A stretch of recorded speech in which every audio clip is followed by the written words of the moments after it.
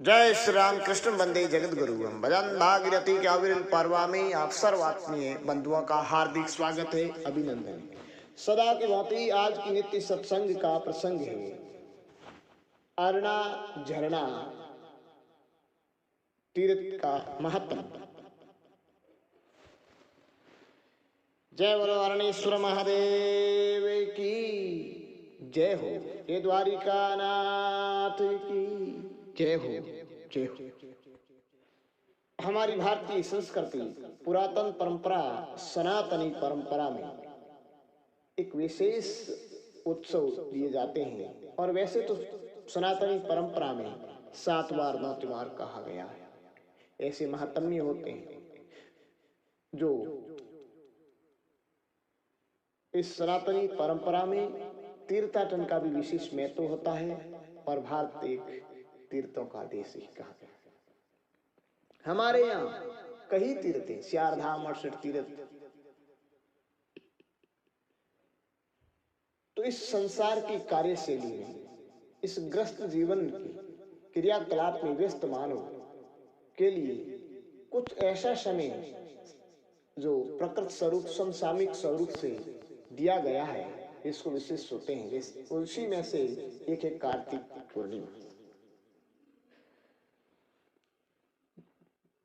तो इस कार्तिक मास में मनुष्य चाहे वो सन्यासी हो या ग्रस्त, और विशेष तौर से या सदग्रस्त 29 दिन तक प्राकृत जल से ब्रह्म वेला में स्नान करते हैं और हरि सिमरन करते हैं, गीता आदि धार्मिक शास्त्रों का श्रवण पठन मनन चिंतन करते हैं, मंदिरों में दीपदान करते हैं और 30वें दिन यानी पूर्णमासी के दिन किसी पवित्र तीर्थ जलाशय पर जाकर के स्नान कर दान पुण्य अर्चन वंदन दर्शन करते हैं। तो इसी परंपरा में हमारे मारवाड़ में विशेष तो जोधपुर बाड़मेर और जैसलमेर जिलों के भक्त लोग 68 तीर्थ और 4 धाम के गुरु अरना झरना को मानते हैं। यानी इन 3 जिलों के विशेष लोगों को, वैसे तो संपूर्ण मारवाड़ के लोग आते हैं और वैसे साधु संत महात्मा दूर सुदूर से भी दर्शन के लिए आते हैं। पर इन लोगों की मान्यता है, आस्था है और इनका विशेष महत्व भी बताया गया है। और ये लोग हरिद्वार यानी 68 तीर्थ 4 धाम करने के उपरांत भी अरणेश्वर महादेव के दर्शन कर वहां स्वयं लिंगु उनका अभिषेक कर वहां स्नान करने के बाद ही अपने आप को तृप्त संतुष्ट मानते हैं, इनको गुरु माना जाता है। तो सर आपको भी कल कार्तिक पूर्णिमा है और कार्तिक पूर्णिमा की आप सभी को बहुत बहुत बधाई और शुभकामनाएं। इस विषय में आपको एक संक्षिप्त बात बता देता हूं। संक्षिप्त बाकी तीर्थ अनंत तीर्थ कथा भी अनंता है, जिसकी महिमा को कोई पार नहीं पा सकता, लेकिन संक्षिप्त में कुछ सार बातें बता रहा हूं कि अरणेश्वर महादेव का इतना महत्व क्यों है, वहां क्या है। तो ऐसा कहा जाता है, पौराणिक कथाएं हैं कि वहां एक तो स्वयंभू लिंग है, शिवलिंग है, जो जहां पर एक मंदिर बना हुआ है। मंदिर भी काफी 25-3000 वर्ष पुराना है, वह अरणेश्वर महादेव कहते हैं। और ये पांडवों का भी वहां संबंध है। जिस समय पांडव वनवास को भोग रहे थे, तो वनवास और अज्ञातवास, तो यहाँ के लोगों की, यहाँ के भक्तों की ऐसी मान्यता भी है कि वे रात्रि विश्राम यहीं किया करते थे, क्योंकि वे सिद्ध पुरुष थे। उस समय का मंत्र विज्ञान इतना बड़ा हुआ था उनका कि वो कहीं भी बाई एयर आवागमन कर सकते थे, देश विदेश में दूर से दूर घूम करके जहाँ काम, और लेकिन रात्रि पड़ा हुआ है। और उन्होंने सोमवती अमावस्या का भी इंतजार किया 12 साल तक, लेकिन वह आई नहीं। और इस स्वयंभू लिंग पर वे, उनका कुछ संकल्प था, अभिषेक करके सोमवती अमावस्या को 108 कन्याओं का विवाह करने का भी संकल्प था।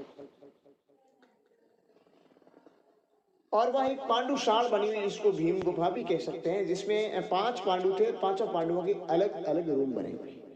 वहाँ एक देवी का भव्य एक नक्काशी के साथ पुराना स्थापत्य का बेजोड़ नमूने से एक मंदिर भी बना हुआ है। कहते हैं कि वो पांडवों की कुल देवी का मंदिर है, जहाँ सेवा पूजा अर्चना तो देखने को नहीं मिलती है, लेकिन वह मंदिर वगैरह रहते हैं बड़ा अच्छा। और वहाँ एक अंडरग्राउंड रास्ता भी है जो सीधा शंभुलिंग अभिषेक के लिए जाता है। और वह भाकर फाड़ करके गदा से भीमसेन ने बनाए ओपन रास्ता भी। और वह अरना जन्ना की एक प्राकृतिक सदा अद्भुत और बड़ी निराली है, सुरम्य मनोहारी है। वहां वर्षा ऋतु में तो एक बड़ा ही निराला दृश्य देखने को मिलता है, वहां झरना झरता है। और ऐसी यहाँ एक पौराणिक परंपरा में एक कथा भी अंतर्निहित है। ऐसा कहते हैं कि एक राजा और रानी थे जिनके कुष्ठ रोग थे, यानी कुष्ठ रोग से ग्रसित राजा रानी। वे तीर्थाटन पर गई, कई मंदिरों में संत महात्माओं के वहां गई और तीर्थाटन करते हुए इस मंडोर के पहाड़ों से गुजरे, क्योंकि अरना झरना है वो हमारे मारवाड़ में जोधपुर है, जो मारवाड़ की राजधानी जोधपुर, और जोधपुर के पास में ही अरना झरना जो भाखरों के बीच में एक प्राकृतिक स्थली पर ही आया हुआ है। तो वहां से गुजर रहे थे तो वहां उनके आगे से एक हरिण निकला। यह हरिणी जो भी जिनके पैर गीले थे, भीगे हुए थे, पानी से पदचिन्ह। तो रानी ने कहा कि राजा साहब, यहाँ कोई जल प्रपात है, जलस्य अवश्य है, क्योंकि ये हिरणी के पैर भीगे हुए। राजा ने कहा यहाँ कहाँ होगा जल, चलते हैं पदचिन्ह पर। पदचिन्ह पे चले तो आगे छोटा सा जल प्रपात मिला जिसमें जल था, प्राकृतिक प्रपात था, वह कुंड था। तो राजा ने कहा रानी मुझे भी चुलू भर करके पानी पिला दो, यानी हाथ दोनों हाथ जोड़ करके अंजलि बना करके, और उसमें उन्होंने और रानी ने अपनी अंजलि जल से भर करके राजा को जलपान करवाया।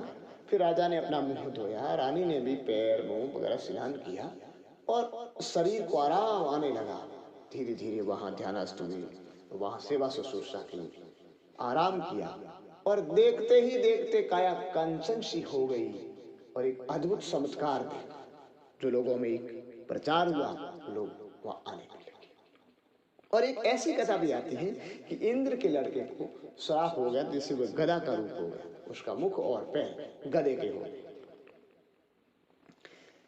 तो वो यहाँ आया, सब तीर्थों में गया लेकिन कहीं नहीं, लेकिन ये अरण्येश्वरी शरणे में आया। और कहते हैं यहाँ स्नान करने के पश्चात उनका जो शरीर यथा रूप में आया और यहाँ ने सुरमादेव का अभिषेक भी किया।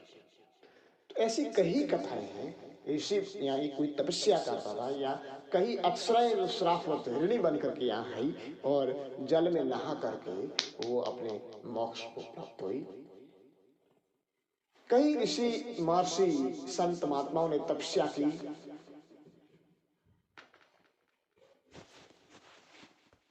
तो यहाँ के लोग विशेषतर महिलाओं की आस्था बहुत ज्यादा रहती है, जो ब्रह्म वेला में नहाते हैं कार्ती नहा करके, और फिर वहां पूर्णिमा को जाकर के स्नान दान पुण्य दर्शन अर्चन वंदन करते हैं।